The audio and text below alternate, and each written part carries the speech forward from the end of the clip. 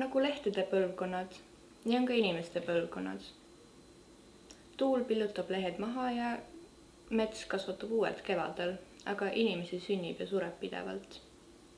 Homeros Iliasest. Rahvas. See on imeline asi. Ilma rahvata ei oleks pimelaulik Homeros suutnud oma eeposeid nagu Achilleuse ja Odysseuse lood nii kuulsaks laulda. Ilma rahvata oleks ta olnud pime rännumees. Ilma rahvata ei oleks ta saanud laulda. Homerose eeposed mõjutasid ja kujundasid rahvast. Nad mõjutavad ja kujundavad rahvast praegugi. Paljud raamatud mõjutavad rahvast rohkem kui rahvasraamatut või selle autorit. Ka raamatud nagu Magna Carta, religioossed teosed, Shakespeare'i teosed, nad mõjutavad suuri rahvahulki siiamaani. On ka raamatuid, mis mõjutavad vaid väiksemat rahvahulka, kuid on neile selle võrra palju tähtsamad ja südamelähedasemad, kui on massimeedia. On rahvaid, mis oleksid välja surnud, kui neil ei oleks olnud oma raamatut.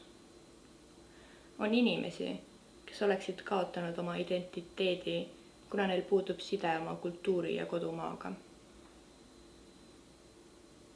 Raamatud pakuvad vaimset ja kultuurilist tuge, et kaitsta nende rahvaste ja inimeste identiteeti.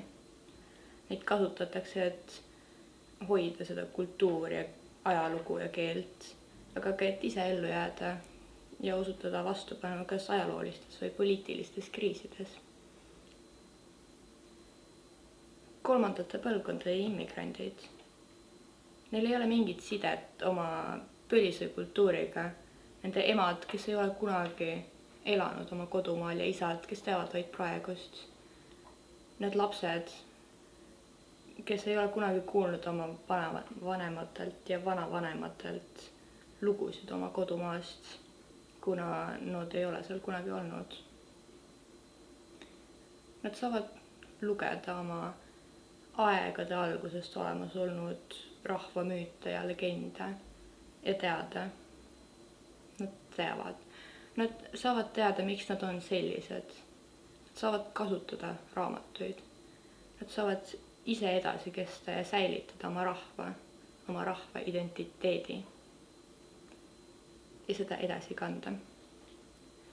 Nad saavad hoida oma rahva identiteeti ja kultuuri elus, et järgmised põlvkonnad saaksid öelda, et nad ei unustanud, nad elavad edasi.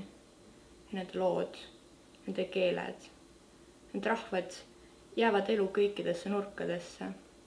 Nende jutustajad on elus, lood ei sure. Laulgu meie järel keegi teine veel, kes tuleb hiljem sellest, mis sündis. Ilias, Homeros.